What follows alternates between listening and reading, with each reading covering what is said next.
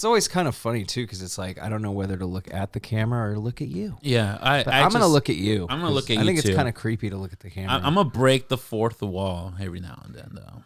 We're recording this already, right? Yeah. It's funny. Can we talk about some metal? Because I think you appreciate about this. Yeah. Let's just jump right in. Let's do it.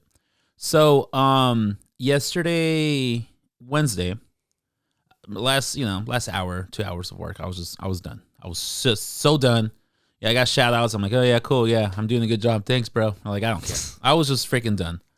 And I get to my car, and as soon as I get to my car, you give me a call. So we have our little conversation. That was like a 10, 15-minute conversation. Not that much. Yeah. In my car. And I'm listening to classic rock. Before I take off, I'm like, I need some music. I need some like to take off the aggression for the edge. And I slap on good old Black Dahlia Murder. Oh, nice. Great fucking. Which album? On Hollow. Oh. Yeah. So Funeral Thirst, I'm out there with the. Oh yeah. Oh yeah. Oh yeah. That's a good one. Then the song after Funeral Thirst is fucking amazing. I forgot what it's called, but it might be Elder Misanthropy. Yeah, and it has that's my favorite. That's my favorite too, because it has that killer fucking riff in the middle. The hook. Yeah, it's super catchy. It's just like 2000s metalcore, and I'm fucking blasting it full blast. I'm driving home, and whatever, get home. 10, 15-minute drive or 10-minute drive.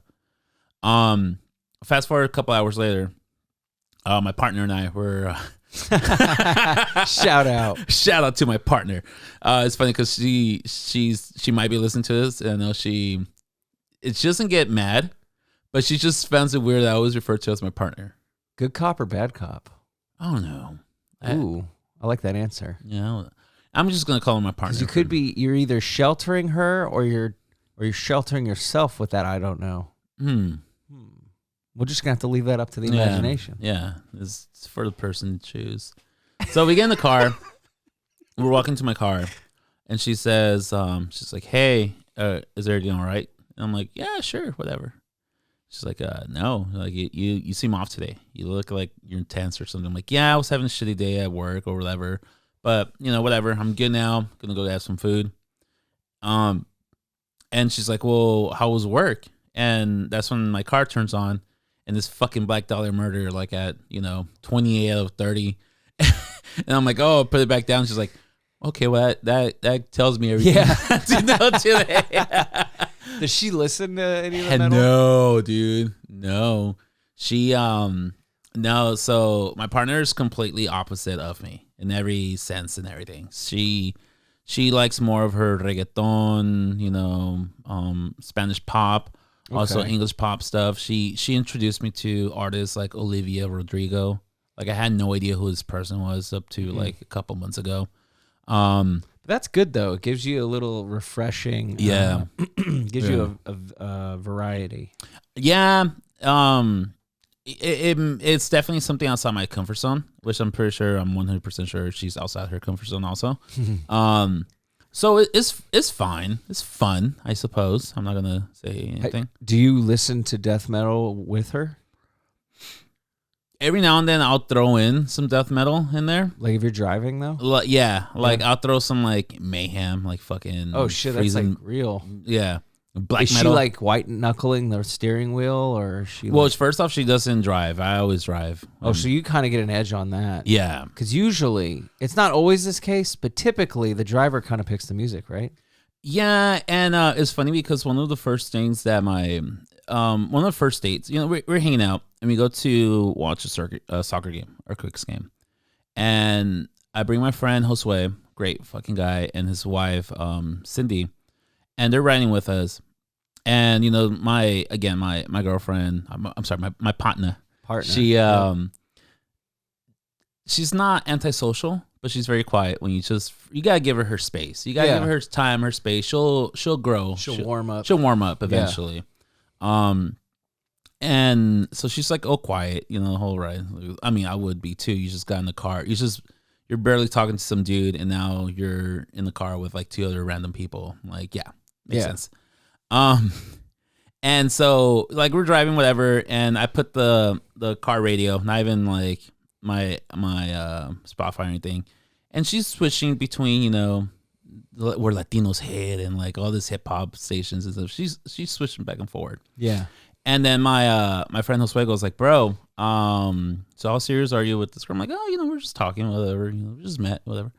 And I'm like, well, I'll tell you one thing. She was messing with your car stereo and with the music, and I've never seen anybody do that to your car. I'm like, yeah, I guess it's compromising. I'm like, I understand that she's not into fucking Pink Floyd, and you know, she's not gonna appreciate, you know. Wait, but hold on.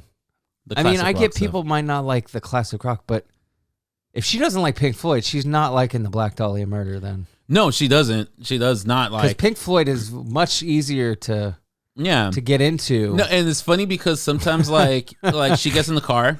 Or she gets in the car and like fucking Time is being played. That's a great song. I fucking love. That's my favorite Pink Floyd song.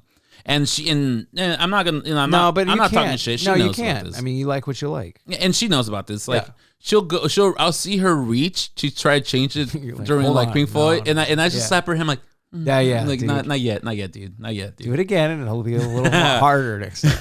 Do this again. This car's been flipped over. Yeah. And you're not allowed. Dude, you lose privilege. I would get like this speaks on like I think that we're pretty similar because I think like I don't know. Was your dad into music a lot? Yeah, but not like. Was it like part of your childhood? Was like a lot of listening. Of course, to music too, of right? course, dude. So I think that's My parents, part of it, right? Yeah. But then it's like, dude, like if Comfortably Numb's guitar solo's playing and you're gonna change the station. Oh no, no. That's why they made eject buttons in cars. Yeah, no. I'm gonna put an airbag in the car seat, and anytime someone does that, I'm hitting that. I'm gonna just put my finger over the button. Yeah, because that's a warning. Yeah, I'm gonna give him a chance. Yeah, but I'm gonna tease it. Yeah, you know, and I'm gonna stare at him a little, make him sweat, kind of mime that I'm gonna push it. Mm-hmm. No, I mean it's just crazy though. Like, well. As a compromise, what we do now is I created a Spotify playlist, and it's our playlist, so she have access to it. I told her just add as many songs as you want because I'm gonna go haywire, right? And so that way when we're like road trips or we're going somewhere, I just put on that playlist, put it on shuffle. 90% of the time it's gonna be fucking Anthony Green, or it's gonna be like Thrice, or it's gonna be like Brand New or something. Yeah.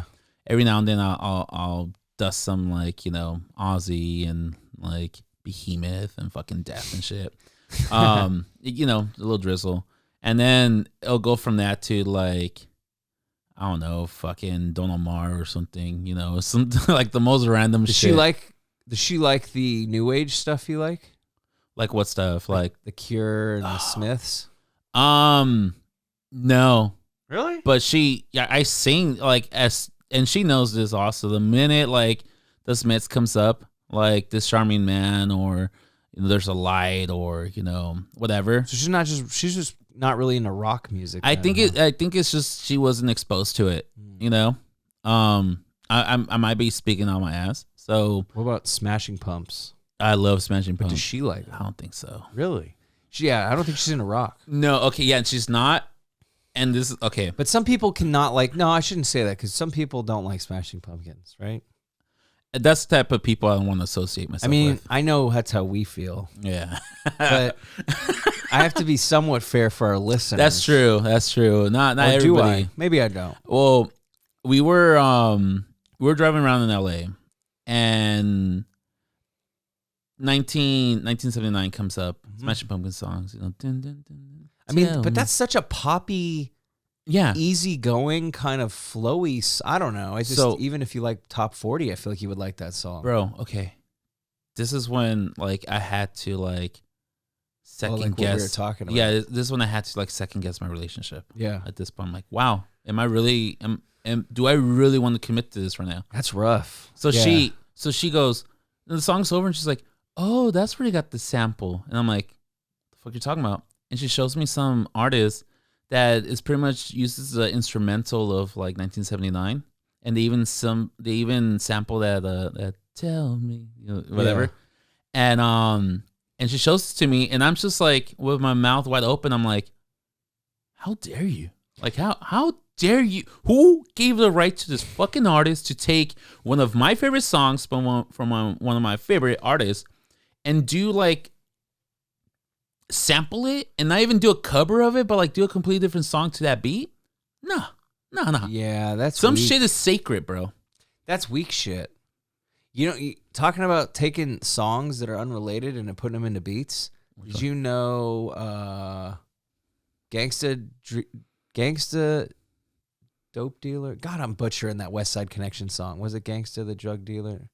And Gangsta the drug dealer and the Gangsta the Killer and the Drug Dealer. Yeah, there you go. So that is Hurt. It's 9 Inch Nails sample. Yeah. So, but that's not a bad thing because that song's kind of tight too. But it's just like that sucks that like we have selected. Okay. Yeah, like that sucks though that because I think you know what it sucks though because you want them to know that first. Yeah. You're like, no, dude, this sucks though. You have to acknowledge this. You have to acknowledge where it came from. So I'm guessing it's like an EDM song. No, it is like... Is it a hip-hop song? No, it's like one of those new alternative where like it's rock, but the dudes are like fucking rapping over it. I don't know. I only heard it once. I fucking hate that. I don't like that either. I hate that. But fuck, dude, are you familiar with Mossy Star? Oh, Mazzy Star. They do the song. Yeah, I know the famous. They got that hit in the 90s. Fade into you. Yeah, fucking I know that. That's a good song. She doesn't like it. No. Like, was that on the list too, or what? you're like Daniel. Danny, you need to fucking stop this right now. No, because you keep leading me in with all these great songs, and you're like, no. Okay, so but we know that song, right? Yeah. Like, I wanna hold. It's fucking amazing song. It's an emotional song. And then if you ever seen the movie Angus, if you've never seen the movie Angus, educate yourself, get cultured, watch Angus, and the song comes up. Angus has like maybe the best soundtrack. I think also. Green Day's on that. Yeah, they did too. that JAR song. I heard my friend the other day. Oh, dude, yeah. I haven't seen that movie in hella long. Dude, such a great movie. Wasn't his best friend the creepy? Wasn't it Shermanator? It's the Shermanator. It was him. Yeah, and then the asshole is fucking. But I don't want your life. It's James Vanderbeek. Yeah, James Vanderbeek. Yeah. Oh my god, I gotta rewatch that movie. And then I just realized the girl, like the love interest of Angus, is actually the girl from Jurassic Park. The blonde girl? Yeah, the blonde girl. I was hoping Laura Dern, the older lady. Fantastic. Yeah, playing the teenager. So whatever, that song comes up, but she only heard she showed me like a EDM version of it. Okay. And I was like, again, appalled by it. I'm like, it's rough. I'm like, how dare you? We're in fucking LA. You're playing this, and also the artist, she's Latina. So we need to protect her at all costs. Oh, so, Mazzy Star? They're Latin. I didn't know that. LATINX? LATINX. No, I think in this case we can just say Latina. Let me I should probably fact check that. But for the sake of the story right now, let's just say she's Latina. I don't want to get canceled.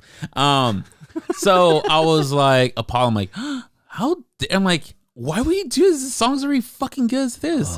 But I showed her the original and she liked it too. The EDM is very close to the original song. Oh, I mean, because because it's a good song. Yeah. Because they're like, okay, we're going to rip this off as much as we possibly can. Yeah, so it's I'm pretty sure it's like the same. It's just her vocal tracks and they just play it over like an EDM track. I'm sorry, EDM track. It's so, but it's whatever. Because we have. You know what it is, Coop, also, and I've been thinking about this also lately, is that music for us, is very personal. Yeah. And we feel like it belongs to us. So when somebody tries to tap in there or somebody tries to take away from it or change it, we're very defensive because that's our child. That's what we love. Yeah. So I think that's why we're super, I know, right now I was a little insulted. Yeah. And I shouldn't feel that way. No, I mean, no one talks to Billy like that. Yeah.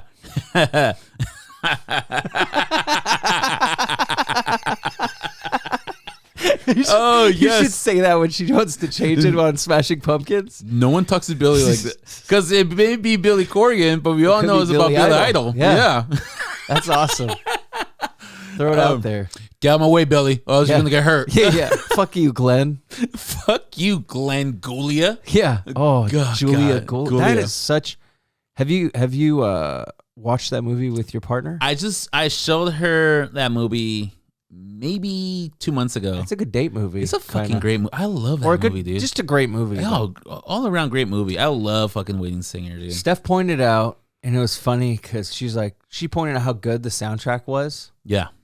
And I went back and rewatched it like, I don't know, maybe a month or two ago. Mm-hmm. And I was like, you're fucking right. Mm-hmm. Every single song they play in that movie and the original songs they did for the movie, Yeah. all really fucking good songs. Oh, 100%. It's like, dude, I'm like, I couldn't believe. I'm like, I can't believe. But like, it's like all hits, dude. Oh, yeah, dude. I mean, it's like Forrest Gump soundtrack. The movie starts out with fucking Dead or Alive. You spin me right wrong, oh, yeah. baby. And then, do you really want to? It's just. They do Culture Club. They do The Cure. They do. They do Hall & Oates, Journey. Hall & Oates, Journey. They do. There's another one that I'm thinking of that I always forget. Damn it. I hate that I forgot this right now. But they do David Bowie also, China Girl. Yep. That's when they're in like the club. Yeah, and then the one before that, I can't remember. I think I can't remember who's the singer, and I'm gonna see this band a couple next month with our good friend Miguel from the Foot Cult, up in Pasadena. But it's that one song goes, Lars. Oh yeah. Yeah, I think it's a modern beat. Yeah, I know what you're talking about. Fucking. Oh, I like that kind of music though. It's super. Yeah. I just picture like sad, depressed '80s kids, like with baggy clothes, sitting out on a step outside a school dance, having like a cigarette also while that's going on. Very melancholy. Yeah, but I like it. Yeah, I like it too, dude. But yeah, Waiting Singer was such a great track. I don't know how we went from talking about the Black Dahlia murder to it's the just Singer. It's the many mysteries of our concepts of music, and we will cover all of those today. Absolutely. No, we won't, but we will cover probably a lot unintentionally. Mm-hmm. Because we can talk about music forever, dude. Unfortunately. Fortunately. Yeah.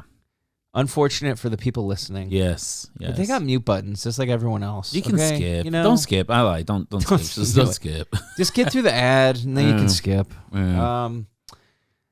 I mean, let's just jump right into it. The week's been kind of weird. Super weird. I think it started good. Well, mine started good. I don't know how yours started. It started with potential. It was an interesting start because I had a performance review at work that went well. Mm-hmm. It could have went better, of course, but it met my standards to keep me happy. So I considered it a W. Mm-hmm. And then Tuesday, one of my drivers gets in a car accident. Oh, no. At work. He's fine, but we still don't technically know whether or not he has a car or whether... So what's its deal with him? So now we're down a person. Yeah. Then the day after, or that night, mm-hmm. my building gets robbed. Yeah. So it's funny. I'm awake at 6:20 because I have to be. We're a person out this week, so I got to be in the office by 9:30. Mm-hmm. So I got to get up at 6:20 to get the kids up, fed, taken to daycare, and then I jet off to Oakland. But by the way, just for listeners to know, the reason I'm not like overreacting to the story is because we kind of know, but it's for the listeners. It's because Danny's a soulless dick. Because you were like my work guy working into. I'm like, oh yeah. You don't say. Like, it's like no freaking big deal. But no. Continue? Yeah. We're friends outside, so of course we that always would be kind of fucking whack if I didn't tell you. Yeah. Oh, hey, by the way, yeah, no. Yeah. Oh, FYI. No, but yeah, so you have to be at work by 9. I kind of wish I had that Men in Black stick so I could get your real reaction in person. No, I don't care. I probably would say like, damn, dog, that's crazy. Or what if you were like, wow. And then you're like on your phone, you're like, crazy. Yeah. 100%. That's my reaction. So you want to talk about something real, or do you want to keep crying about this? You'll be telling me that in real time. I'll be like, oh, what? That's fucking crazy, bro. Because let's get something straight. Yeah. This isn't any kind of crazy story about me being a hostage or anything like that, all right? It should be. I am not a victim by any Like fucking means. Tommy Boy. All right, listen up. But I got woken up. No, I woke up my alarm, and not even 5 minutes after I woke up. Yeah. So it's that whole like somewhat comatose, groggy awareness. Yeah. My phone starts ringing, and I normally have my phone on vibrate or silent, and it's funny, like that night before I was like, I need to hear my phone more. Yeah.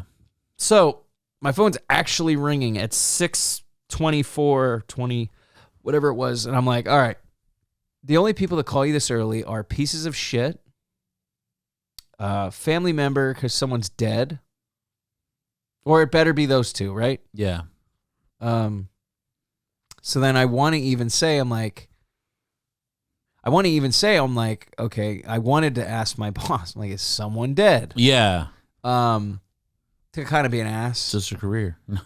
Yeah, they're like, you are. Don't come in today. You could have called me at 7. Yeah.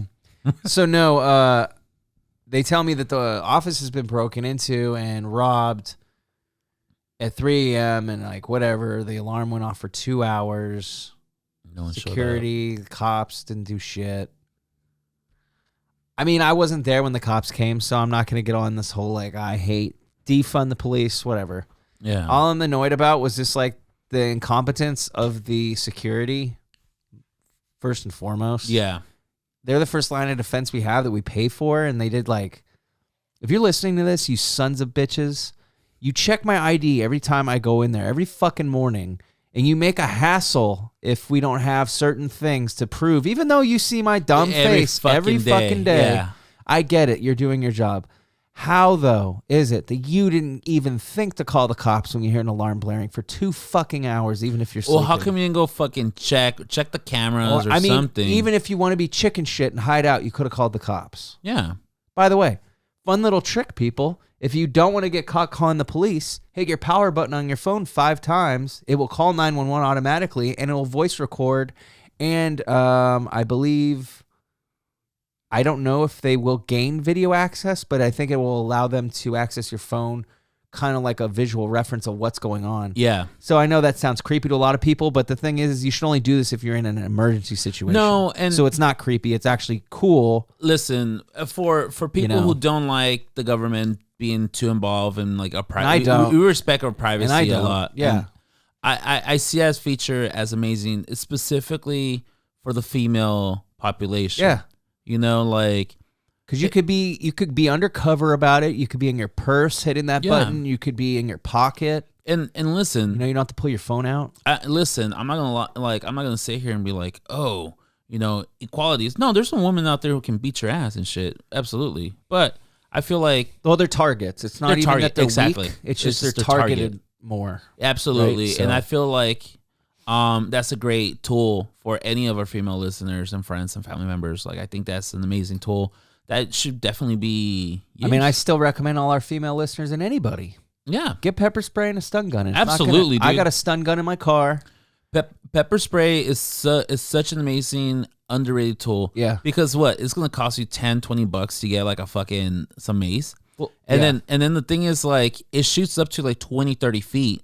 And just make sure it's not pointed at you. Yeah, that's, practice. And also, pepper spray awareness 101. Don't be downwind of the spray. Oh, yeah. That will fuck you up, too. Yeah. If it's windy, don't use the pepper spray. And I think also the cool thing about it is that you don't have to aim for the person. It can just be at that general direction. Pretty much. And if you get on the shirt, if you get in the face, amazing. But if you get in the shirt, hands or something, that person is not going to have a good time. Once they make them smaller, the bear mace would be interesting, smaller. Yeah. Because have you seen how those spray? Because since it's bear mace, it's more like a fucking like crazy spray. Yeah. Wide spray. So that's almost like a sawed-off shotgun. Yeah, I was for just gonna pepper say spray. that. I'm like, you might as well just go to town on these fucking creepy people. Dude. Yeah. And by the way, this goes out for women as well. I think men need to spray women more too. I think we're looking out for women, but we're also looking out for people. And I tell people this all the time. Like when I talk about my kids when I'm at a playground with like other people I know, not just always strangers. But I'm always just like, I don't trust the women either, dude. Because women are pedophiles too. Women are creeps too. Women were abused just like the men were. So we just write them off as sweet and victimized. But no, hell no. They can be even playing field, dude, is what I say. Well, didn't Bill Burr say like when they're going to take responsibility for their own action? When he does the whole bit about Monster, and even then they blame it on the man. When they're going to take responsibilities for their own action? She killed the guy. Yeah, that's true. No, but it's a good point that you bring that up also, like, because unfortunately in our society, like, anytime there's any sort of domestic abuse and is man versus woman, which is 90% of the time is going to be that case. Actually, don't they say it's normally not the case? It's no when normally when woman it's reported, against man, right? When it's reported, but like normally it's mostly like women against men, and right. I've seen shows like What Will You Do and shit, and they do it like if there's like private domestic violence, if it's like a dude being hostile towards a woman, someone's going to intervene. And they're gonna stop it socially, like if you're in public, And then when they do it with like a woman with a man, like they just laughed it off. They just laugh it off, like, oh, you probably had that one coming, And you know what? And why is that? And the first thing that popped in my head was I'm assuming and this is crazy because I am no way, shape, or form a feminist, and I wouldn't say I'm any way, shape, or form a chauvinist. But my go-to's rarely to defend people. It's usually to kind of be devil's advocate and be like, but do they deserve to be defended? Yeah. Let's hear the whole story. But and even with that, with the woman thing, I kind of in my head, my go-to was, what did he do for her to react that way? Yeah. Which is totally insane. Yeah. Like, I'm willing to excuse shitty behavior, which, by the way, like you just said, would not be at all the handicap I would give the woman. Yeah. I should have been like, but maybe I should be. So should I be more like, what did she say to get slapped around? Or should I be more like just caring about everything? I don't know. I personally, should I just stay out of it? And we're both like this. I think we're both like, we're pessimist people. We don't choose balance. We don't want violence, period. I don't know. I think you're more of the pass, but I don't seek violence, but I feel like I take out my violence. I think you're more of the bigger person in that sense than I am. I take out violence when I go to shows and rock shows. Well, yeah, me too. Yeah, that's where I hear you. Violence. No, I mean, you're basically right. I mean, it's not like I'm a violent. Yeah, I'm an angry guy. I'm a pissed off dude. I got a little edge to me if you fucking run into me or you do some crazy shit in public. Yeah. Did I mention that Karen thing? I think I mentioned it last week. Which Karen thing? The airport? No. Wait. I think I did. What was it? The bitchy lady when we were in line at the airport in Denver? Remind me again. Maybe I didn't talk about it on the pod then. God, this week and last week have just been kind of fucking crazy. I didn't even get through the robbery story. It wasn't even that interesting. No. But okay, let's just wrap that up. Let's get to your day because this is just gonna be a fucking cathedral of problems. I know. So it's just like they went through, and I watched the footage. Like, in short, I watched the footage because I'm like, who was it? And like, I guess I shouldn't racially disclose who it was, but based on that sentence right there, I pretty much just said who it was. Minority group. It was a minority group. Not in Oakland. But I will say this, pros and well-dressed. I was amazed, and I was just talking to Steph about this in a coffee this morning, about how it looked like it was 4 dudes, 2 guys had crowbars, and I mean the whole, like, 3-foot crowbar, the flooring crowbars. And it was crazy how methodically organized they were, and just knowing the realism of the fact that for 2 hours an alarm was going off, and these guys didn't even look like they were concerned about that at all. So it's like, I'm just crazed. I'm just blown away. And the reason why I'm blown away, most people are like, okay, it's a robbery, big deal. So the way these people got into the building is the big deal.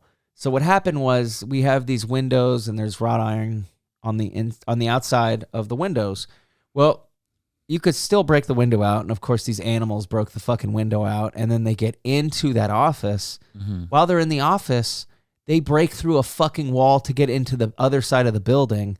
They took like millions of dollars of product for some of these companies. A lot of people got their safes stolen. it's just insane, you know? And it's just, in the industry, I guess it's kind of a realism. Like, people are jacking you, whether it's the feds auditing you and taking all your shit, or it's just straight up getting robbed, man. Like, grow houses get robbed too, man. Like, hostilely. So, I was thankful that no one was there. I still think security was in on it. I don't give a shit. I blame those dudes, and I hope one of them's listening. You shady motherfuckers. Should have been more. Lazy too. Like, by the way, it's like, why are you like so like organized in the daytime, and then at night like you check just your turn fucking into ID and all this shit 24/7? It was just annoying because it was just completely unnecessary, and I just look at them all like Barney Fifes. Like, I don't respect any of them. Yeah, they're all Don Knotts with bullets in their pockets. Yeah. So anyway, hopefully my work can find a new place for us to work. Oh, fine. Well, this will definitely be a push for that. Well, it's definitely a push for us now to set up in the morning, get things going, and then everyone leaves the office. Mm-hmm. So, more hours to work from home. Yay. Yeah, not bad, but... And it might be better because then my commute time won't be like peak rush hour. I'll be leaving at like 2. Yeah. And I'll still work till like 8, but finishing the day off at home. And then it'll be against traffic either way. You know, it'll be a lighter traffic day. It'll be light out. Mm-hmm. It sucks, Danny. Yeah. It sucks when you see people being shitty. Yeah, I think that's what bothers us the most is that not the act, but like just like you said, people being shitty, and then like once you start getting hope for like the world and society and stuff, there's always reminders that remind you like, no, there's still shitty people out there. And I mean, don't get me wrong. It's not like you just are completely like, I mean, if I was there and it happened, who knows how I'd feel right now. But like, it's just, it's kind of like what we were talking about. Is that what you were going to talk about? Like what we were talking about with the school stuff? With the vandalizing? Yeah, it's kind of like... It's similar to what you were going to say. Experience. Yeah, what I experienced with the devious lick going on a couple months ago, where it's just like, you know, it's just like so unnecessary, you know, destruction of things. Yeah. Which turns a freaking wrench to your already hectic day. And I think that's what really puts us out of guard and puts us out of, you know, rhythm, is that certain things happen.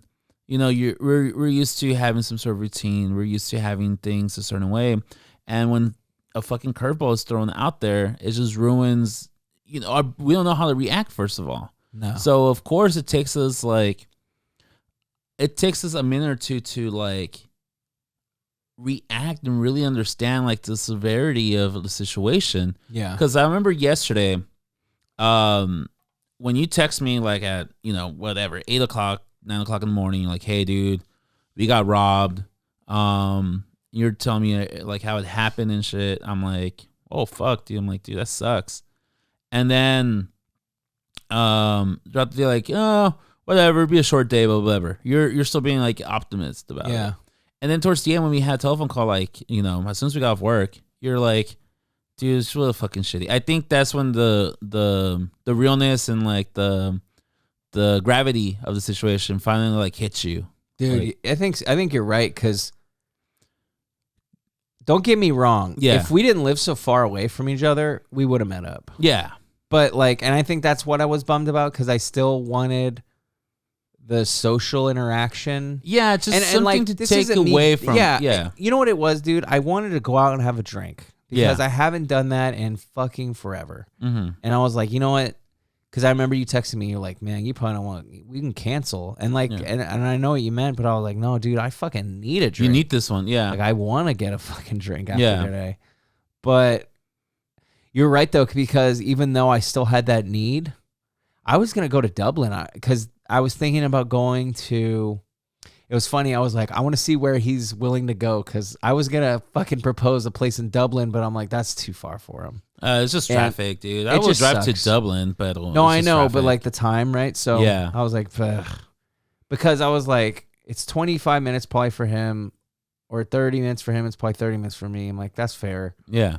But I was like, but still, is he going to want to deal with that after work? And then like, it's on my way home. It's not on his way home. So I'm like, okay, no, like I get it.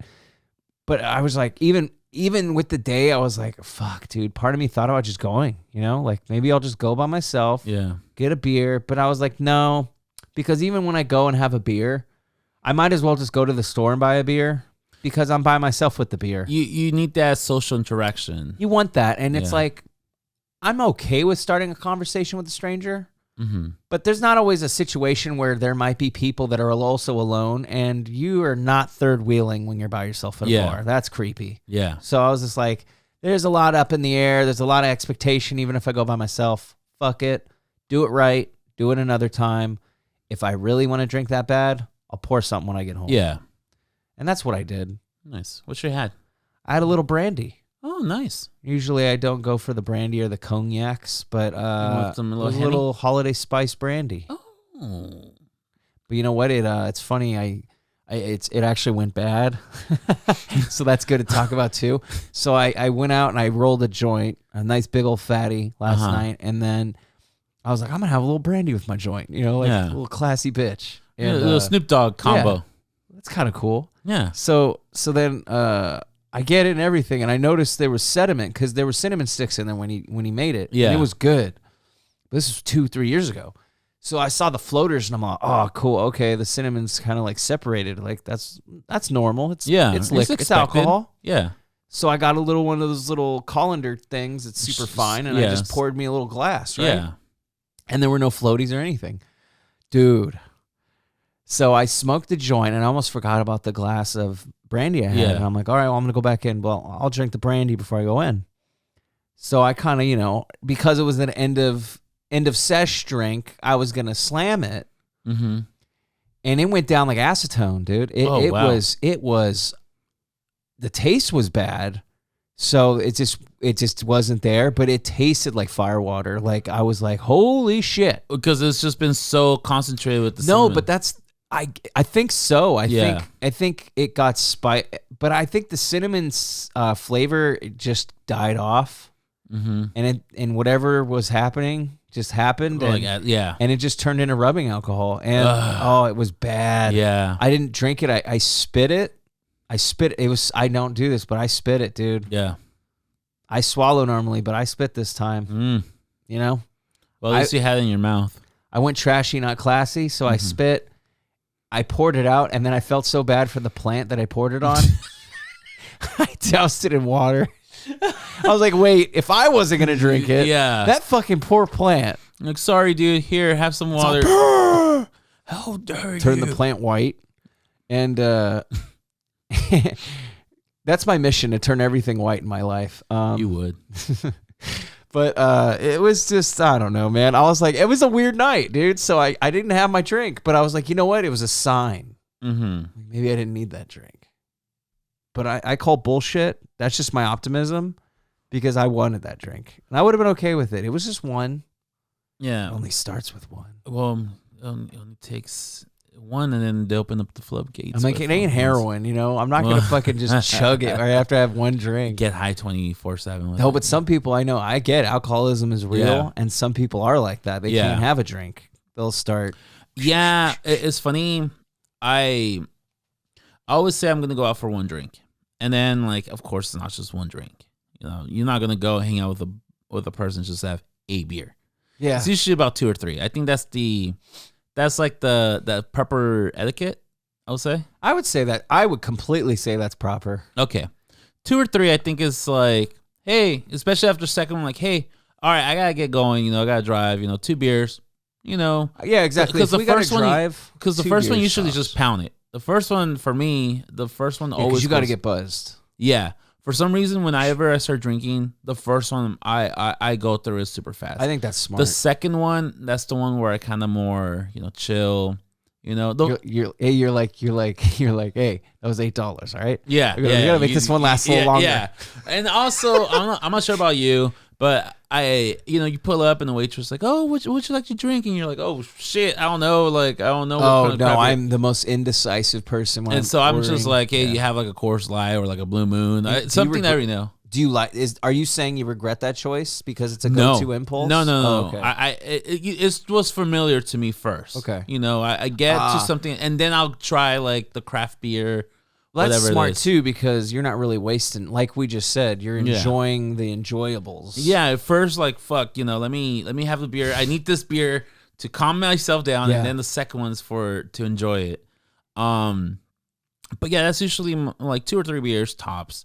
If I go out, I hate when people hand you beer I hate when they don't ask you and they just hand you like another beer, and I'm like, bro, like when you're like trying to leave. Yeah, so and that's like their way to keep you there. So check this out, dude. On Saturday, I met up with this buddy of mine he's from the Phoenix area in Arizona. I haven't seen this guy since I went on tour with My Over Eyes. Right. So 11 years. Wow. He randomly hits up that he's in San Jose, and I'm like, oh shit, I'm in San Jose. Let's meet up. And I'm not gonna lie, it was one of those situations like, fuck, when's he actually have to do it? You're like, fuck, I don't want to go out anymore. Yeah. But I did. I met up. I dropped. And then you were happy. Yeah. So I met up like around 10 o'clock at night. We went to Rookies in downtown San Jose. Oh, okay. I had like 2 beers I had like a beer and like a shot or whatever. And I should have just gone home then. That's when I think the proper etiquette. But I'm like, dude, I haven't seen this guy in a couple. He let me crash in his house. I took a dump and I used his shower, and that's a pretty good friend. So I should probably be more respectful. I think so. So we went to this bar called the Rec Room, which last time I was there, it was more of a divey feel, but this one had like a club feel to it, and I just wasn't having it. No. So I had the Deftones beer, like it's a Deftone IPA. Pound that. I'm like, let's go back to who are we fronting? Let's go back to what is nature, what is natural to us. Right. So we went to Caravan because that's what we do. I want to go back there one of these days. So went back to Caravan. There's a fucking live band playing. They're playing trash metal. It felt natural. Yeah. So I got cash out. I got myself a tall can of the High Life. No, I went the High Life. Because it was the same price. I think it was like $6 for a tall can of either of PBR or High Life. I prefer High Life over PBR. I'm sorry. No, it's okay. And I would go the other Milwaukee, and I would go PBR. Okay. Yeah. That is the only time I choose PBR. Really? Because I hate Miller. Oh, I love myself the High Life. I started on MGD, but I can't do it anymore. I used to drink MGD a lot also, but then I went over. So now, like, whenever I see, like, if the High Life, especially, like, the glass bottle, because I don't like can. I prefer champagne. Yeah, I like the glass bottles. Because it's a 32, if I'm not mistaken, right? Yeah, well, no. I'm saying, like, if I'm, like, at the store and there's, like, a 12-pack. Oh, you're saying of the singles. Yeah, the singles with, like, the glass bottles. I'm going to get that. I'm not going to get the fucking can. But no. Here they had the tall cans. Whatever. But that's because it's a value. Yeah. So I'm drinking it, whatever. Band's playing. I'm like, all right, this is my last beer. I finished the tall can. Before I even finish with the tall can, I have like 1/4 left. Here comes another person. Here comes one of my buddies with another tall can. And I'm like, son of a bitch. I'm like, all right, well, fine. Start drinking that. Awesome. I'm not even halfway with that one when they bring me a third High Life. And I'm like, bro, like, it's 1 o'clock. Like, I can't drink like this anymore. So I know we got only another 30 minutes to get Pierce, dude. I was like, and I was thinking to myself, I'm like, dude, in the 3 hour times, 3 hours time spread, must have 3 shots and like 10 beers. And I'm like, bro, like, I can't be drinking like this anymore. Like granted, the last one, it was a waste of money because I took a sip and that shit was babysit for the rest of the day. Rest of the night. So like I had like a full like 30-40 minutes without a single drink or anything. I was like, I'm not gonna put myself. No. I'm like, I'm not gonna risk fucking DUI or anything because I'm trying to be cool with my friends. And what's the worst thing? You waste $6. Yeah. right? You should have fucking asked me if I wanted another beer. I mean, but that's what I mean, and it wasn't your money. Yeah, so you could do the pretend to drink. Yeah, and you know what? I think I was just telling this to a coworker also. I'm like, I think we're in the age, and we're financially stable, and we're in the age where we don't have to finish every single drink. No, because it's about enjoyment, right? Yeah. The old part of it too is when we were 16 is because we couldn't get it, so you didn't want to waste something you couldn't get. Right? Yeah, You're like, why would you pour that out? It took us like how many adults that want to break laws to get us that? Yeah. So like I get that, but like you said, there's no taboo with the tall can anymore. No, it's just a value. Yeah. And guess what? It's like think about it like this: if it was a food item, right? I ordered too much food. You're either gonna bring it home or you're gonna throw it away. Yeah. And you can't bring the fucking beer home. So there you go. And the thing is, like, it's okay not to finish it, dude. It's okay. Like, we're like you said, it's all about enjoying it. And dude, I mean, beer is just so freaking like filling. That's the worst thing. I don't want to be like 3 tall cans in and like feel like so fucking bloated and shit, dude. Yeah. I'm like, it's not comfortable, dude. And of course, in our age, it's like peeing every fucking 5 minutes. And pissing is the worst part for me. Yeah. I don't get bloated so much or full, mm-hmm. but the pissing is just and it's violent, crazy. And it's a violent piss in the sense that, like, as soon as you get the urge, you better go. Because that's just going to, like, increase, like, dramatic. It's such a violent piss that R. Kelly would fucking turn away. Yes. And then, I'm not sure if you've been to the Caravan lately. But not in like a couple years. The man's bathroom is no longer 2 stalls. Remember how it had like a 2 stall? shitty little. It's one big stall. It used to be a stall, and it used to be like the shitter. Right. Yeah.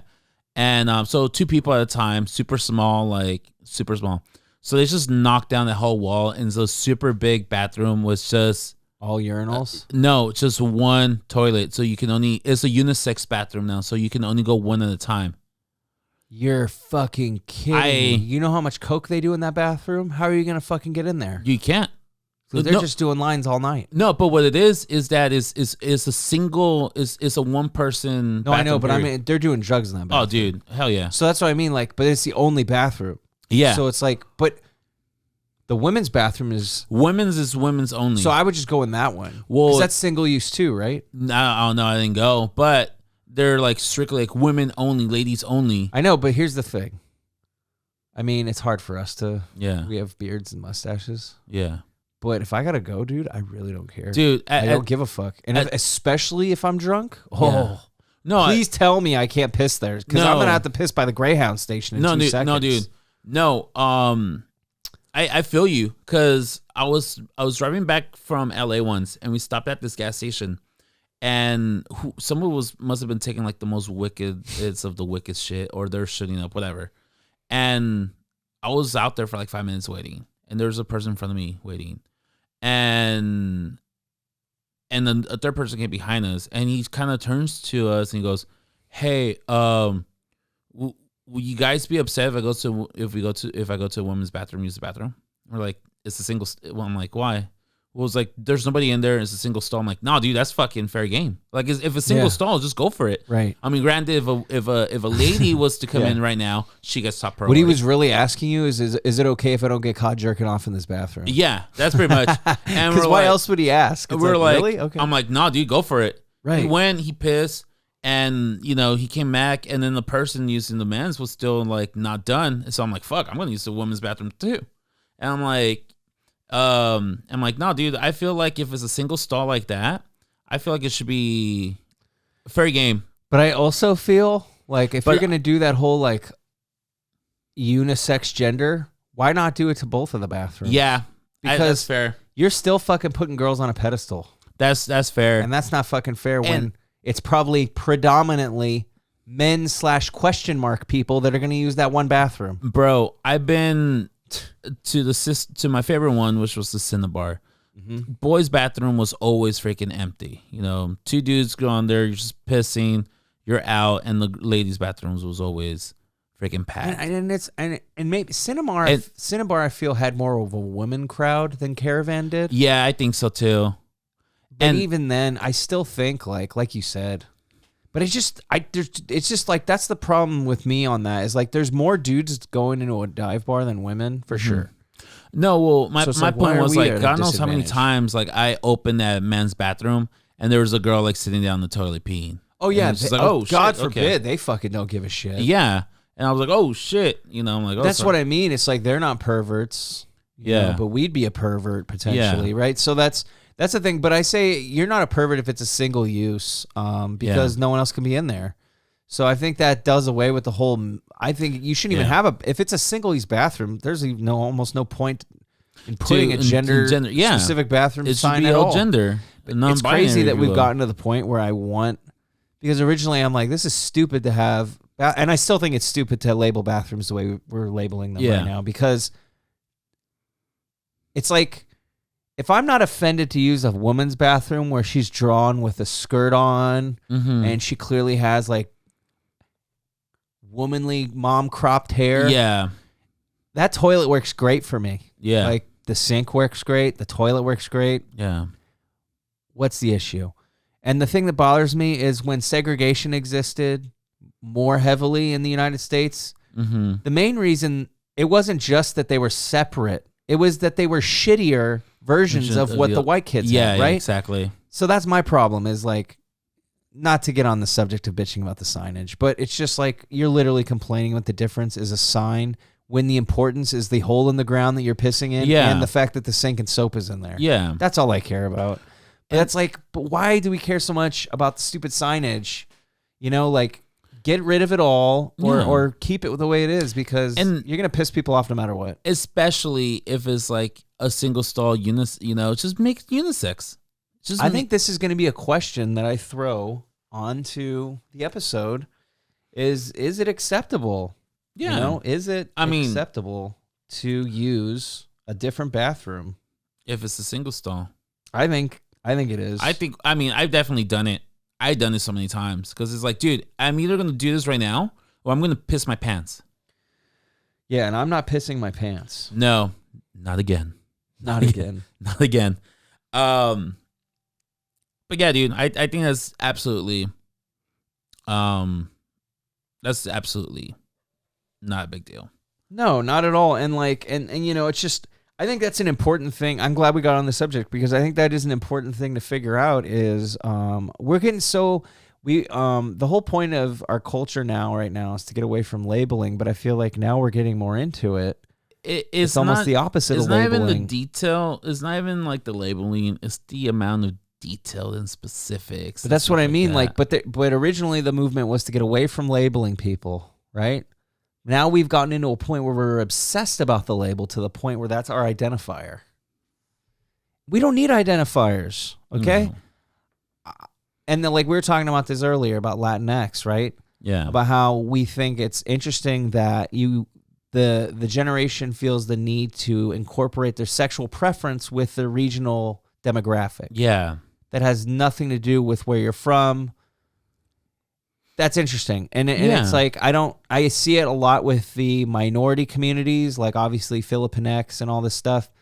So I'm like, I'm just confused on why it's necessary to disclose your sexual preference. I mean, maybe I should wear a sign that shows what I like and what I want to do to, you know, is that necessary? Is that going to affect how people view my intellect or how I problem solve, or whether or not I like to shit in a toilet or on the ground?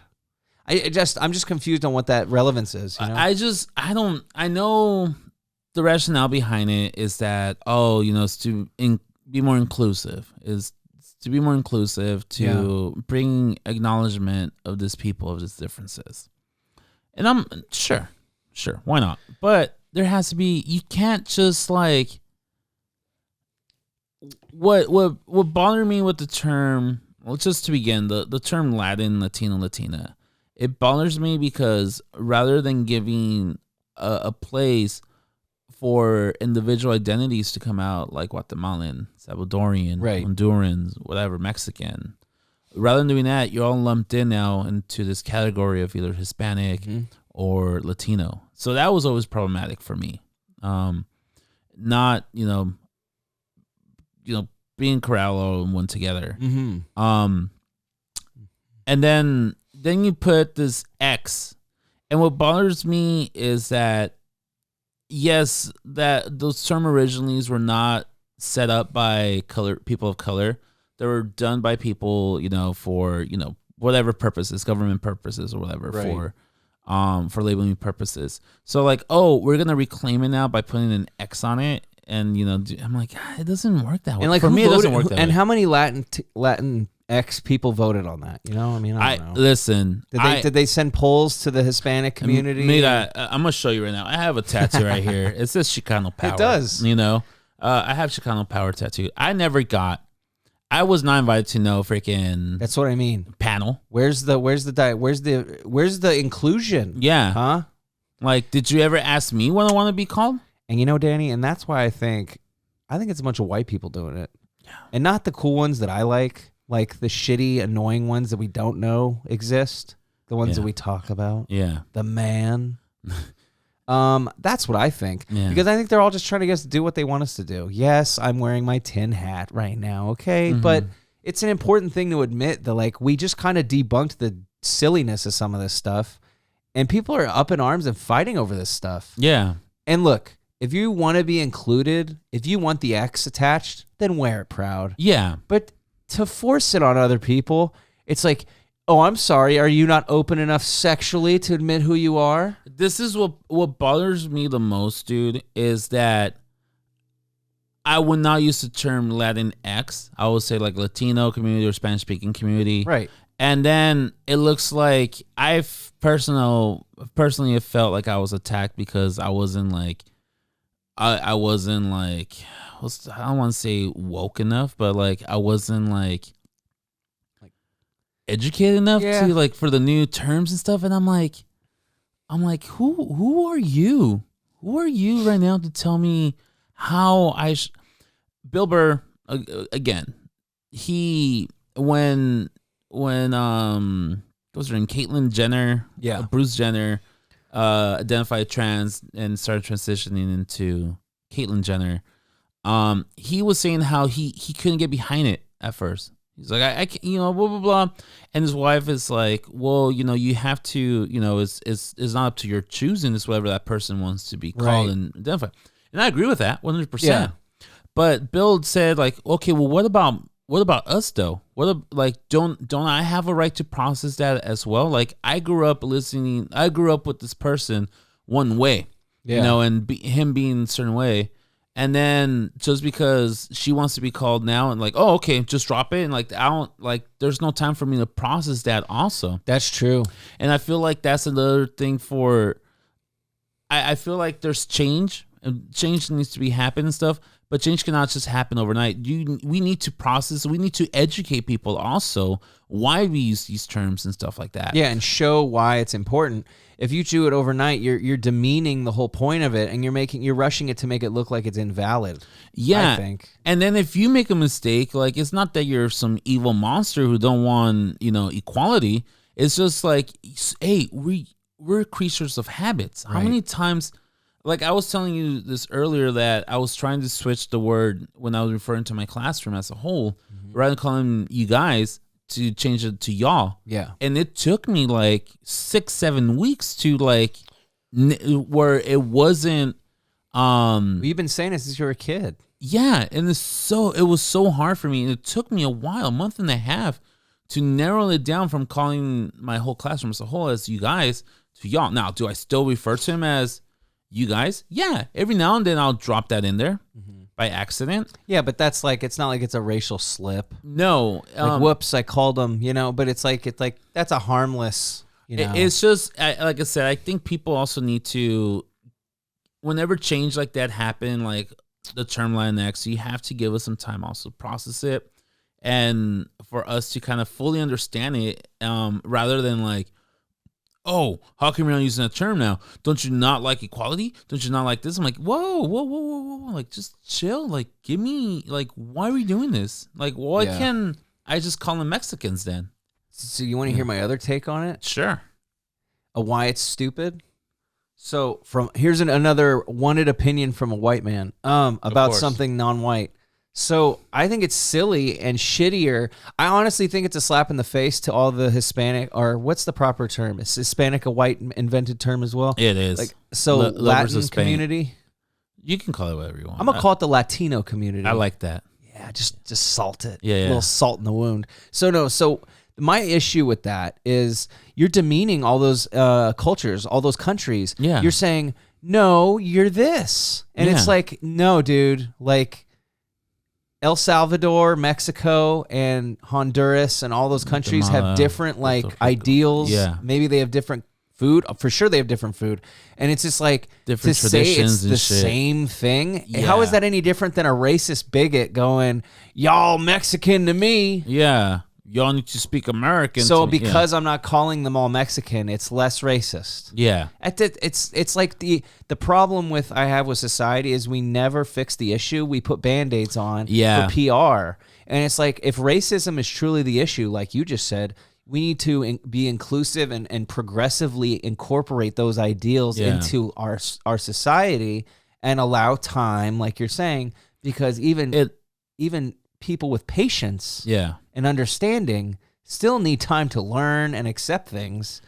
I mean, don't get me wrong, it's a great Band-Aid. It's a great step into the right direction.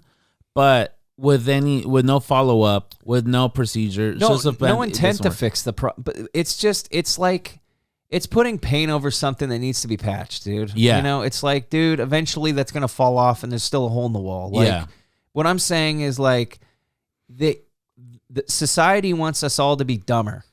Like the real solution to Latin inclusion is have a conversation and learn where people are from and understand where they're from. Coop, I think also is that people don't want to patch things up. People don't want to learn. Yeah. And people are just not interested. Yeah, they just want an easy solution. They don't want to put in the work. No one wants to do the actual work, like going out there. And no one really wants to listen, unfortunately. And I think that's the issue also, is that no one cares anymore. No. I think people stopped caring a long time ago. And I believe we're rational thinking people. So that's why, like, whenever like a new term or something happens, we like to go into detail, like, okay, but why? Like, how did you get to that? What's the justification? Yeah. And, and at the end of the day, if we agree with it, okay. If not, okay. But we want the rational thinking. It's just not, because we said so. My God, because that bothers us even more. Well, and like, I don't even care that there's not an X behind fucking with the privilege in my name. Yeah, Privilege X. Yeah, like Privilege X. Hell yeah, dude. No, but it's just like, I just am frustrated with the intent. Like they're saying like, because it's so combative. Like you even said, it's like, are you not about inclusion? Or are you not about segregation? And it's like, how are you jumping to that just because I don't like the way you're doing this? Yeah. This is one way to do what you want done. Yeah. Not the way. Yeah. And that's my other issue is like, stop acting like this is the only fucking way to do this shit. Okay. There's plenty of people out there that want to have discussions, want to talk to people. Also, I think the big part of the reason why I love including so many people, because I love eating. Yeah. And I don't give a shit about LATINX food. I might want El Salvadorian food. I might want Mexican food. And it might be a different type of Mexican food. Yeah. Because regionally, that shit changes up. So it's like, hell yeah. I want to fucking label. That isn't a necessary label. Pakistani food, Eritrean food, Ethiopian food. I can't just call it all African food. Yeah. It's just like, it's so frustrating that people want to like do away with logic and like real things just because someone else said it's not okay. Yeah. But not enough people are asking why. Yeah, why is it not okay? And why is it not okay to ask why? Yeah. It's creepy how police state we are society-wise with our inclusion. It's like, why are you forcing this? Most people want it. There's some crazy people out there that are a little backward. And I kind of was explaining this to Steph. Like, we're talking about how different areas of the country are. And she wasn't complaining about it. But some people say, like, this area is not diverse. But see, I told her, I said, that's because we live like that. Yeah. It's not fair for us to want to go somewhere else and want to change it. And she wasn't saying that. But I think a lot of people that leave the state of California want to turn that state into California. Yeah. And that's what other states fear too. Because they're like, don't bring your California shit here. It's not even liberal. It's just... it's very Californian to like just be like, well, why isn't everything like this? Some people like the way things are. Yeah. And I'm not defending violent acts that happen in certain places. What I'm defending is culture. Like, it is Raleigh, North Carolina's culture to be predominantly white, and that's the way it is. There's nothing wrong with that. Mm-hmm. I don't want to live there. I also grew up in a culturally diverse area, so to me, what feels like home is that. But that doesn't. I also feel like if someone wants to live in that, what's considered not culturally diverse, I don't consider them racist or a bigot. That's just where they want to live. Like, most people in Mexico are from Mexico and Mexican. Mm-hmm. I don't think the people in Mexico are racist. So it's just like, it's silly to me that we're so like, it has to be this way or you're racist or, and it's just like, it's not one or the other. It's not so dramatic. I think so. I think that's it. Unfortunately, it is a fallacy. Is you're either with us or against us, Mm-hmm. and Totally. it's black and white, and there's no gray area anymore. But that's just sales tactics, Yeah. right? It's classic. Like, like if you're at a dealership, they're like, I mean, you don't have to get the extended warranty, but if the car breaks down, I mean, hey, Yeah. it's like, come on, dude, just give me the car. It's brand new. Yeah, and I mean, why would I need an extended warranty if you're selling me a brand new trust the car? product, Yeah, if you trust the right? product, exactly. Don't even get me started, Danny. I looked up warranty scams. Like Tommy Boy said, if you want a freaking a box of shit, a warranty box of shit, he would take a shit in the box and slap the warranty label. It's true though. It's crazy. Real quick, how much money the auto industry made just on brand new warranties during 2020, which was COVID. Yeah, it was almost $2 billion. Wow. So yeah, I also understand that's probably how dealerships make their money. Mm-hmm. But yeah, be smart, people. If you're buying a new car, you don't need the warranty. Yeah, because they're just getting you on it. If it's a good car, now if you want to buy crap cars, like I'm going to throw some cars under the bus right now that I think are trash. Go ahead. I think Volkswagens are shit. Mm-hmm. I don't care if the Führer himself is driving it. He better have some freaking Jews ready to push behind him because that thing is not going to make it through the Autobahn. Yeah. I don't know. And whenever I think of like pristine German, I probably would go Beamer. Or like Mercedes. Maybe, but I don't know. I think even Mercedes is kind of taking a dive. But yeah, either one of those, right? Or Jaguar. Oh no, that's I've never liked Jags though. I've always thought they're old man cars. I only like their newer SUVs now. I think they're pretty those nice. probably look decent. Those are nice. But anyway, either way, it's just like Volvos, and they're like, I don't trust Volvo. I just, you got to go Japanese. That's how I feel. I loved my Ford. American. I loved my Ford, but reliability, you just can't beat the Japanese. But I did love my F-150, man. Yeah. And it was just more or less of I needed a car with better gas mileage. But I there's not a day that goes by where I don't miss sitting up higher and just comfortably driving on the freeway. Yeah. Because my Toyota handles good. But like if you're going to merge, people are going to like let you merge in. You're a little more visible. Yeah.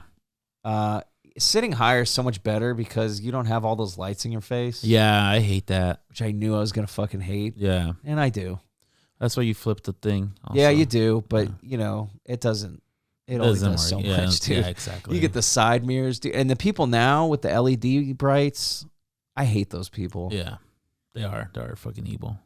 I think instead of targeting, we should just target those people. I think that's fair, right? That's the people we should voice our anger What we towards. should be doing right now is getting a group of people together with pitchforks. No. Yeah, I'm all about racial inclusion. I mean, but that's the thing. We're from a very diverse area. Yeah, I think that's one thing that... So it's kind of been beaten in our heads our whole lives. It's like...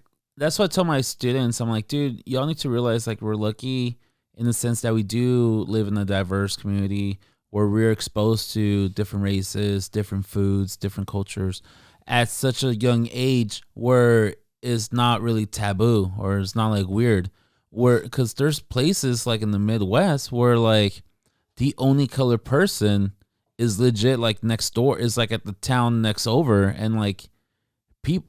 There's been cases where like, oh yeah, we heard there's the Chinese guy who lives in the town next door, and people will drive looking for this person because they've never seen a fucking Chinese. For me, that's crazy. Really? Who's done that? That sounds like some bullshit. That sounds like something. Like it might be real in Idaho, Iowa. That sounds like some made up fucking Nebraska. propaganda to talk shit about white people. Some Nebraska shit. Like, dude, you don't need to make shit up. It's pretty easy. No, but like for me, it's insane that there's people who've never seen the beach. Do you really believe that story though? That they drove to see a Chinese guy? Probably not. Like but you could just turn on the TV. Like exactly.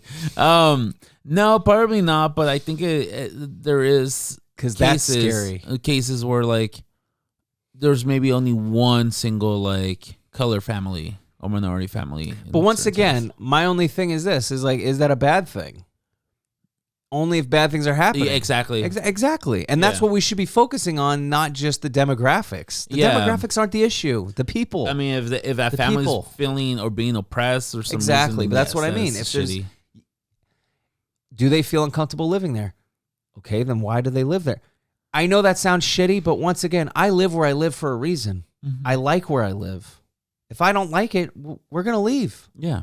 Like, yeah, and some people are like, easier said than done. We can't just get a U-Haul and do... Okay, fine. But what I mean is like, if you don't want to be the only black person in the Midwest, in that town, then go find... I mean, you have family. This is you why... probably have black family that don't live where you live. We literally just had this conversation in my class yesterday about the Great Migration. 6 million African Americans left the South because they were fed up with the lynching, the anything... So they straight up packed up their shit and they left. Was it easy? No, absolutely. Was life magically better when they arrived to the North? Exactly, because it wasn't. It's like if you need change, you have to implement change. Yeah, and it's like change is never easy. Change is ideal, but it's never easy. Good things are never easy. Yeah, good things that come to you are earned, man, with sweat and blood. And I'm not saying, racial equality should be blood and sweat. No, but unfortunately, there's some pig-headed people out there. It's going to take a little more than a couple Facebook chain mails. And yeah, I just wish we were doing things better. Like, we focus on the lazy way to combat racism, but we don't actually deal with it. You know what I mean? Yeah.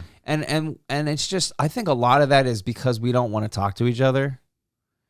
And dude, the pandemic has taught us a lot, but the pandemic has also got us used to just being on Zoom, on our computers, talking to each other on the remotely. Phone. Yeah. And I really, even with this project we're on right now, with Tales from the Head, we notice a difference of doing in-person interviews. Danny would be yawning and falling asleep on a computer screen, not right in front of me. Absolutely. And I'll tell you right now, it means more. Seeing it in person. More real. It's more real. But it's a better conversation. No, and not only that, but it's the social interaction also. And there's no safety net for either of us. Yeah. If we say something shitty or ignorant, we have to own it. Yeah. Like if you go on the internet, I mean, you could just easily close the app and not talk to people. Yeah, it's done. There's no accountability. Yeah. And you could say some brave shit and be a coward. Yeah. No, I think I love that you brought up the fact that we have to make the change. We have to make the change, and you have to be willing to put in the work also. Like, of course, you can pray for better days. Of course, you can pray and hope for anything, but you have to also make it for yourself one way or the other. And unfortunately, I feel like a lot of our, the odds are against us right now. Just the climate of our environment and stuff, and our nature and stuff like that. It is stacked against us, but you also have to work towards something. So, as much as I bitch about like things that I don't like and things that wish I was different, like I'm not just like, oh, I wish things were different. Like I'm making those changes for myself. Yeah. I am being more aware, being more self-conscious of things I say and how I do them and how I react to certain things. And at the end of the day, that's what I tell my students also in my class. I'm like, dude, like you guys need to be more self-aware of what you're saying and how your words and your action might impact somebody, within this classroom. Like, you don't have to love each other in this classroom. I don't care. But you need to have mutual respect. Because if the bare minimum, you cannot show respect towards another human being and respect their differences or their preferences, then you do not belong in society. Yeah. You need to change up. You're the problem with our society. You're not the solution. Yeah. So like yesterday I was having a conversation because every other thing this kid was saying was, oh, you're gay, dude. Oh, you're touching me. You're so gay, dude. Oh, you're a fucking fag. And like, I'm like, I'm okay. just laughing. Yeah. And I pulled him aside. I'm like, yo, you need to stop using that language. Yeah. Oh, I'm like, no. I'm like, listen, you don't know if in your classmates, if there's a person identified as gay or something and they're not coming out. And by you kind of mocking it, like, oh, I'm going to touch this person, that makes you gay? Yeah. Like, that's really, like, if you don't like gay people that much, if you're afraid you don't want him to touch you and that makes him gay, get the fuck away from him then. No, like, I mean, that's very true. Like, get away from him. Or if you're just joking around, then just shut the fuck up and play around and don't express it. Don't demeanor somebody. Don't bring that person down because they do this. Oh, that's gay. I'm like, yeah, is it gay though? I'm like, if I don't know, if for me it's just, it upset me. Yeah. And I'm like, you need to be more aware of what you're saying. I know it's A and B conversation, but you're also being loud as fuck right now. Yeah. So it is spread, if I can hear you and I'm like 5 rows away from you, what makes you believe that the person 2 seats away from you doesn't hear you? How you know that person isn't gay? How you know that person, doesn't have a family member who identifies as gay or lesbian or That's something? True. And I'm just like, you need to be self-conscious, dude. And you need to have self-control. Mm-hmm. Like, of course I like to say, oh, dude, that's gay. But I'm like, no, I'm like, oh, dude, that's dumb. Or that's hella stupid. Or that's, you change it up. I'm like, you need to be more self-aware. And again, it's about wanting to make that change. And it's about implementing this change. And really not, I know that kid's not going to stop saying that word tomorrow. No. But, hopefully down the line, that kid does make that change and becomes a little bit more aware. Yeah, I think a lot of that is just adolescence, more than ignorance. Yeah. I think so too. You can tell right away the intent behind things, like the words. And even though they're bad words, it's like kids are just adolescent. They're getting their yayas out, dude. They're just expressing themselves. They don't know who the fuck they are.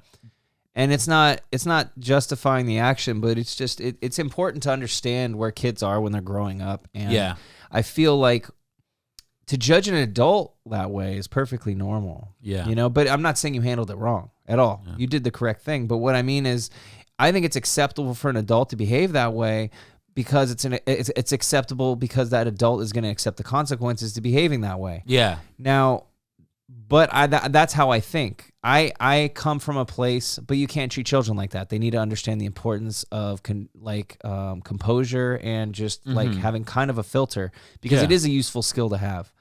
But I also think but that's when the parents got to come in. It's not that I'm going to tell my kid it's okay to say the word fag. But what I'm saying is I think it's important for us not to police the language we use, but to understand the consequences behind the words we use. Yeah. So I think there's a time and a place for everything. Personally, I 100% think there's a time and a place for every single word that exists. And there's also a proper reaction for every single word that exists. Yeah. As long as we know that, that's kind of part of knowing what not to say and what to say, though, right?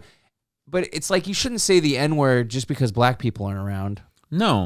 But what I'm saying is, say it, but you're gonna get your ass kicked. There's consequences, right? And I think instead of outlawing language, which is what I feel like we're totally on the path of society-wise, we need to just reinforce reactions, reinforce outcomes, because that's the only way we learn to survive. Like the way we do things in life is based on survival, instinct-wise, and saying dumb shit in public is an important thing to learn from because you don't want to learn from that too late in life, right? So I think it's good to say that shit, crazy shit when you're young. It's not okay to bully people.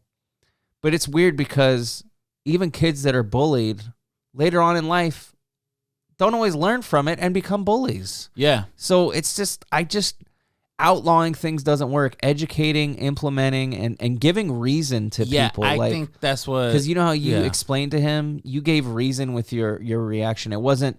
I think we come from the generation, and I think a lot of the scapegoat generation of do it because I said to do it. Yeah. And that doesn't push defiance into understanding. All that pushes is defiance further because they're like, you're still not telling me why, dickhead. Like, why am I going to change what I'm doing just because you said I shouldn't do it that way? And that, but right? Like, if I'm questioning, I'm changing into age where I'm becoming an adult. Like, I'm a grown up. Like, why the fuck am I gonna like I'm gonna do whatever I want regardless? But I think there needs to be a rational explanation for certain things and why it's okay or not, for them to fully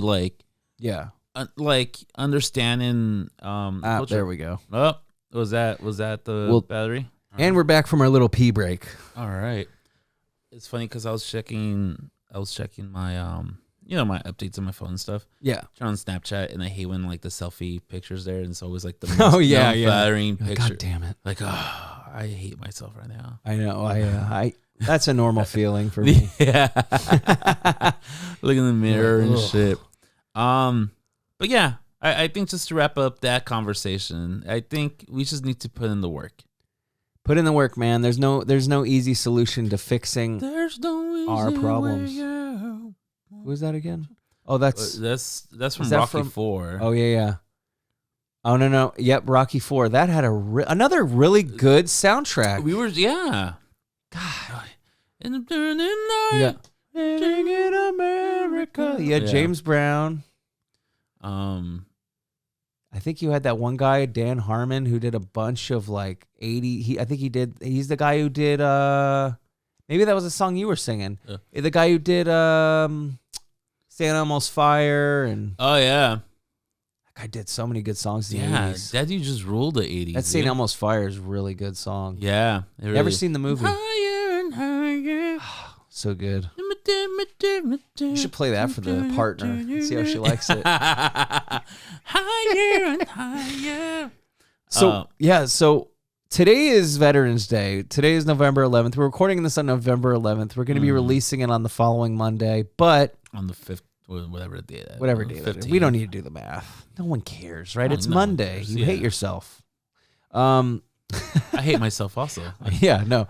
But I was just it's also, in respect to all the people, the men, women, and children and guerrillas out there that have served in served in any facet of military out there, because that's what this is all about today on Veterans Day. Yeah. But we also wanted to showcase something interesting that was brought on by the movie Spinal Tap, which is International Metal Day, which is also November 11th. Really? Yes. Yeah, awesome. So we figured, mostly because we don't have anyone important enough to showcase for Veterans Day that we know that is available at this moment in time, we're going to showcase a little metal. Okay. So what do we figured we first metal song or artist. I think song might be better. Artist is too broad. My first experience with metal, I was 10, and I'm not really sure if this song was metal, but it was definitely nothing that I listened to before. But I think I shared this before, so you might already know this, but it was the song "The Final Countdown" by Europe. Oh, okay. For some reason, like that riff with it sounded so cool, and then the guitar solo and shit, and I think that was one of my first taste of metal music. Yeah, which kind of led me to exploring punk rock and alternative and stuff like that. So along for my teens, it was mostly that type of punk rock and alternative and that kind of music. Right. And then I guess when I got my second taste of metal, sure I was already listening to like the Used and like Finch and Deftones, where but it wasn't really metal. It was more like screaming. Yeah. But even then it was like in doses. It wasn't full on. Right. I remember listening to this band called Poison the Well, and it was a song called Boshala, which goes but I adore her. It starts like super melodic. Yeah. And then it goes into like screaming, and it allowed me. I remember listening to it and telling myself, "Wow, this actually sounds pretty dope." Yeah. And then from there, like I gave myself permission to start exploring, hardcore and Devil metalcore. music, Yeah. Of course, like right away, like As the Dying is the band I'm listening to.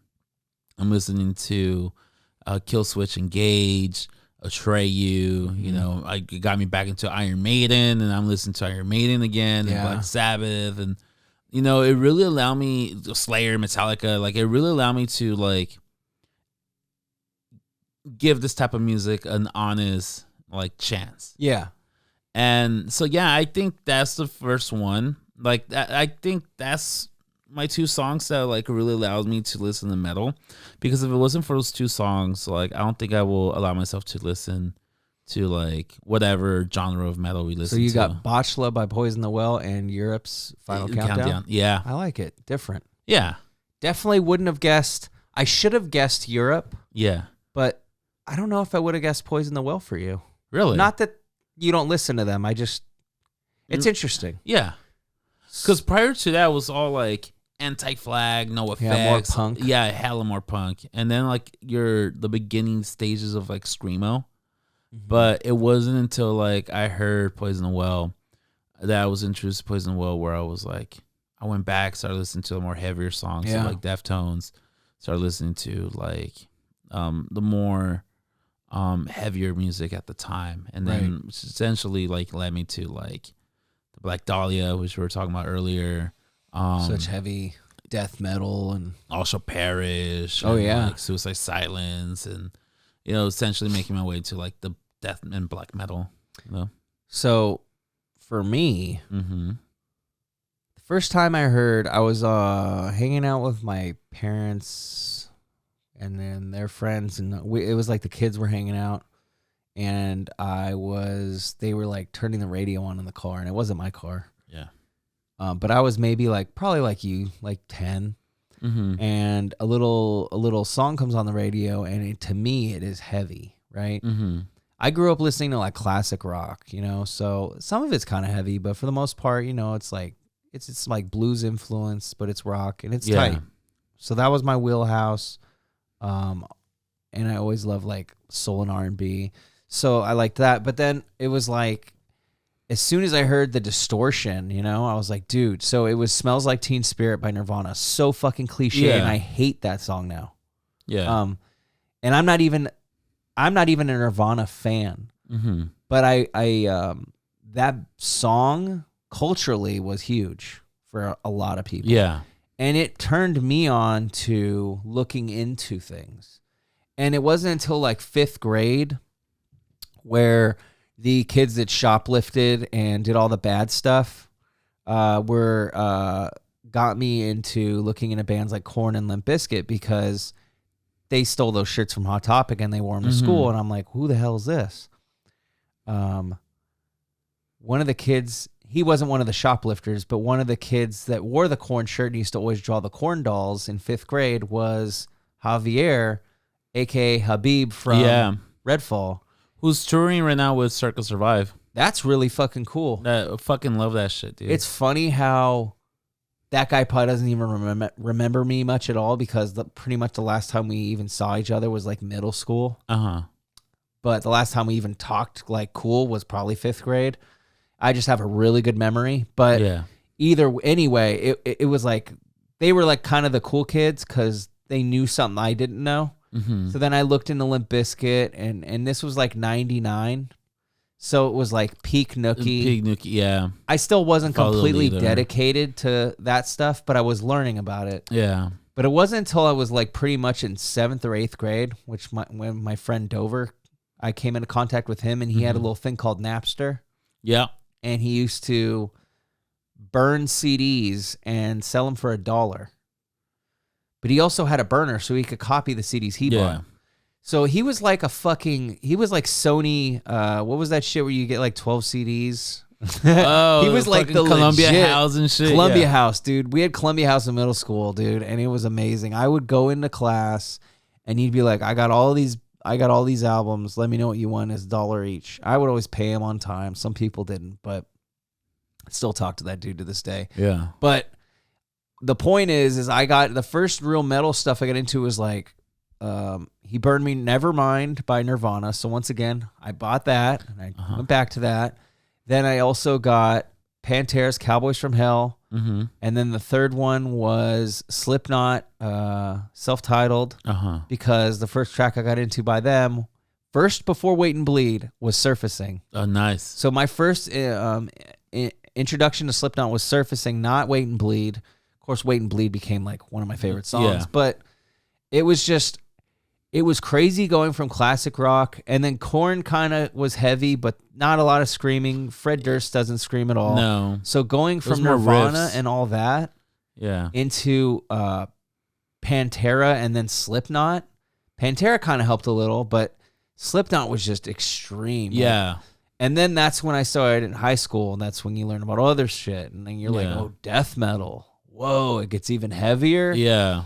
And then like, you just learn about all the stuff. So right now too, I've been on a huge nostalgic kick too, but I'm dealing with thrash, but different thrash. So right now, because of Michael, he's kind of helping me like, oh yeah, listen to this too. I've been listening to a lot of Sepultura. Okay. And man, some of their later shit, specifically the Chaos AD record, very Hatebreed. Yeah. Like Jamie Josta took a lot of influence from Crowbar, obviously, and you can hear it in Sepultura's later stuff, but damn. Soulfly is a very I love Max Cavalera. Yeah, Soulfly is good. I mean, Soulfly and Sepultura, you can't go wrong, man. Like the riffs, and the drums. Yeah, very tribal. Very tribal with the Brazilians. And I mean, you just, once again, they're Latinx, but are they? Are they really? Or do we want to call them Brazilian? I would call them It's so Brazilians. cool. It's so much cooler to say where you're from. You know, it's funny. You don't have Latinx soccer team. With Nirvana, you know, I think a lot of people forget the importance of Nirvana. Because I do remember also hearing Smells Like Teen Spirit and just that whole Nevermind album. It's such an amazing album. And I catch myself every now and then. I'll throw it in there. I skip Smells Like Teen Spirit because it's just been Played out as fuck. But I love playing it live. Like playing it live is so fun. But yeah, just play it out. But just like hearing like Come As You Are and like which is the other one? The she's the one who likes all our pretty songs. Oh yeah. Don't In Bloom. There you go. In Bloom, there you go. I was singing the hook in my head. Yeah, but my favorite song from all of that album is Rain You.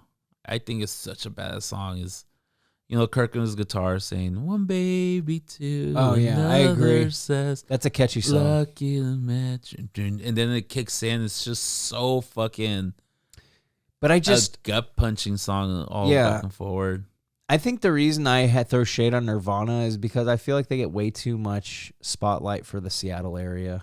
That's just how I feel. They get overshadowed. They do, and don't get me wrong. I think a lot of it has to do with the death of Kurt Cobain. Yeah, and don't get me wrong. Like I feel like Nirvana definitely is rightfully glorified for introducing this style of music to the masses, and also like I was watching this video or this documentary on Fat Records, No Effects, punk rock. Fat Mike. Yeah, Fat Mike.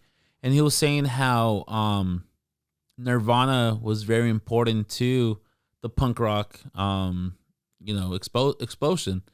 Because Nirvana came out and it was just like, holy shit, there's someone on the radio now that kind of looks like us and kind of sound like us. So if you think about it, like after Nirvana and the whole grunge scene like exploded, you had bands like The Offspring, making it Bad Religion, making it Pennywise, all these like early 90s punk rock bands. Yeah. They started blowing up also because it was very similar style. So Green Day also, because of Nirvana, like Green Day legit, like people took a risk on Green Day because it was kind of similar, kind of, three band piece. They look like regular dudes, not some fucking like alter ego rock stars or anything. Right. And I think that really like opened the floodgates for bands that we enjoy, and maybe we wouldn't have get so much exposure. If it wasn't for those two bands, Nirvana and Green Day, like we would not seen Korn, Limp Bizkit, or like Slipknot on TRL. And what I want to educate people on, and this is my opinion, but I'm going to treat it more so because I'm a cocky bastard. But I think the way I think people should look at Nirvana is more like they were the representation of rock changing at the time, but they weren't necessarily the forefront or the main people doing it. And what I'm trying to say by that is they were toting the flag proudly, but they weren't the only ones. No. And they weren't the first either, because Offspring, I think, was a band even before Nirvana. So was Alice in Chains and Soundgarden. Yeah. And even Mother Love Bone. And I don't know, the Melvins, maybe. Melvins, and also there's this other band called Mudhoney from that area, from that time. I remember I saw they were coming to here in San Jose, and I told our buddy Ray, I'm like, oh, dude, you gotta give me tickets for Mudhoney. He's like, who the fuck is Mudhoney? I'm like, dude, they're like the Godfathers. Like, they had beef with Nirvana because they were saying how Nirvana ripped their sound and then like exploded. And yeah, like you go back, like I saw him, and it's just fucking like maybe 20 people at this like club, this venue, and I'm like, dude, these people like help create that sound that people associate with Nirvana and Pearl Jam and Soundgarden. That's what I mean. Like, yeah, like I don't want to discredit Nirvana because I appreciate other artists more, but I want other people to appreciate those artists as much because they were as important. They just weren't appreciated commercially, like Nirvana was. But I feel like some of that is freak chance. I feel like Soundgarden could have been that group. Alice in Chains could have been that group. I think so. Yeah. I think it's just Nirvana was that group. Yeah. And they got the opportunity. And they flew with it, and they did nothing wrong. Like, that's what you're supposed to do. Yeah. I just once again, music's so personal to me. I want people to be, like, educated on knowing, like, who's there. Like, Nirvana is one of the bands, but you got to know who Soundgarden is. You got to know who Pearl Jam is. You got to know who, God, why can't I think of the band that sings Hunger Strike and Say Hello to Heaven? The Temple of the Dog. Temple of the Dog. If you don't know who Temple of the Dog is and you like grunge, go fuck yourself. Yeah. It is Eddie Vedder and Chris Cornell in the same fucking band singing. How can you? They kind of sound the same also. It's insane. No, Chris Cornell. And I think also best singer from Seattle. I think also you need to, like, more in my generation, like with punk rock, especially with like the late 90s or the 2000s explosion of punk rock or pop punk on the radio. Like, yeah, we associate Blink-182 with that genre and like creating the path for genre. But no, exactly. There's like no effects. You know, the whole and Green Day. The whole spick, the whole thing of like Blink, you know, kind of making fart jokes and like talking and having this banner on stage. They straight up took that from NoFX. They said it. Like, Tom's like, yeah, we saw NoFX, and like not only were they listening to music that we're playing, but they were talking like we talk with our friends. So, but yeah, there was already that's a great comparison.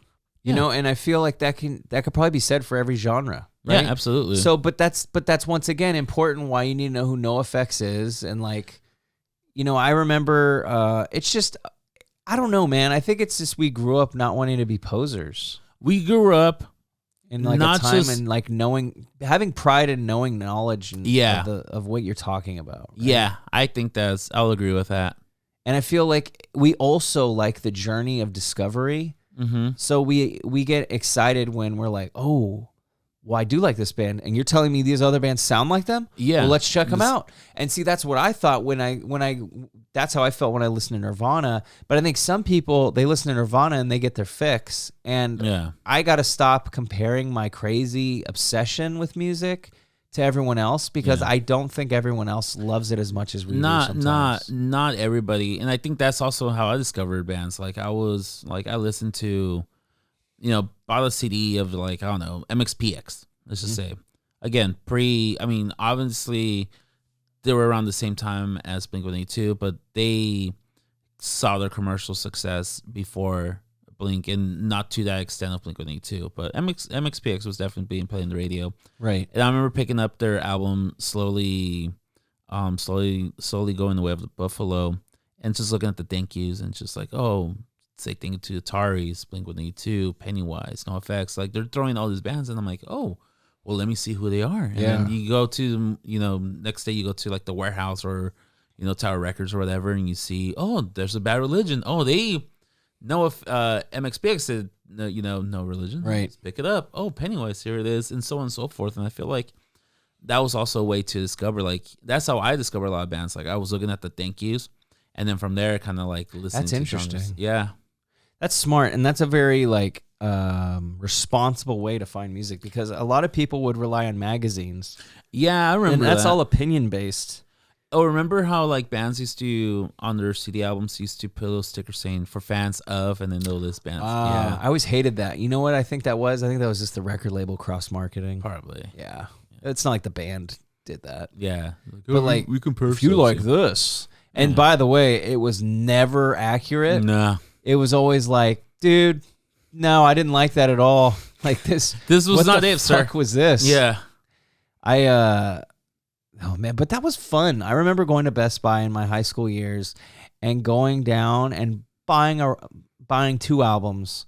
I mean, you couldn't always do it, but you would always buy a classic, a go-to one that you just wanted to own. yeah. And then I would always love the fucking, let's try this band out. I remember I did that with a band called Diecast.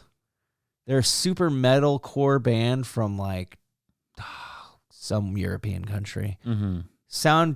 They're a metalcore band from like the early 2000s. Catchy, cool, awesome. But it was fun picking up a record and not knowing at all what it was going to sound like at all. And this is before they even had the little scanner thing with the headphones on the aisle. Oh yeah, I remember that. I didn't really fuck with that. I remember those. I liked getting it and listening to it and judging it when I was listening to it. Like I want to make, yeah. I like that though, because that was a cool little preview of it. It's like, you fun, scanned but it takes some of the joy out of it. I guess. But I'm a person who likes surprise. Mm-hmm. I like to experience something the first time. I like to, if I'm going to go see a movie, I don't want you to tell me what it's about. I don't want to watch the trailer before I go. Yeah, you don't I want want to just have an open mind and just enjoy it. make your own opinion, if you will. Yeah, because you know this as well as I do. Some songs, like if you have like a band you like, they're like, oh, we got new tracks. There's times where you listen to an EP and you're like, that sucked. Yeah. And then maybe you go back a week or 2 later and you're like, wow, that was pretty good. Yeah. And it's just how Sometimes much a albums mindset. grow on you. Yeah. Totally. But that's what I mean. It's like our mindset has such an effect on our perspective, and music or anything in our lives. And I think that's something we should take into consideration when it's, just, I guess what I'm trying to say is, even though I love talking about music, I think I need to start learning to, like you were telling your student, it's like I can't expect people to be, it's like when you're explaining to your student why it's not okay to call someone gay or, right? So in a way, I also need to not expect so much from people musically or knowledge-wise about what I am knowledgeable about, because there's for sure shit they're knowledgeable about that I am not. Yeah. And I wouldn't want them to be like, oh, I guess you don't know about that. Yeah. I'm like, damn, dude, I am a fucking music snob. Yeah. I am. No, we are. And this, like I said, when we opened up, we take our music very serious, and we take it super personal. Yeah. I think that's what it is. Well, it's helped us through shit. Absolutely. It's been our hero. It's been our white knight. There goes my heroes. Was it an ordinary? What is it? He's ordinary. He's ordinary. Yep. Yeah. It's a good lyric. He claims it's not about Kurt Cobain, but I'm 100% sure it's about Kurt Cobain. I hope it isn't. He said many times that there's creepy conspiracies that we shouldn't get into that at the end of the episode. Oh God.